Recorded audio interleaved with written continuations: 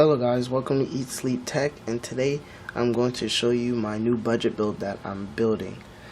So what I have right here for the motherboard is a Gigabyte 970A. It is a good motherboard. I got it on an open box sale at Micro Center for around $60. It comes with two USB 3 ports. It's right here. And the case that I'm using is a Corsair Spec 1. It's not that bad. The only thing I don't like is the cable management. It's kind of hard. And this is how the front is. It has one USB 3 on the front, and I installed circuits. And it came with a red LED case fan.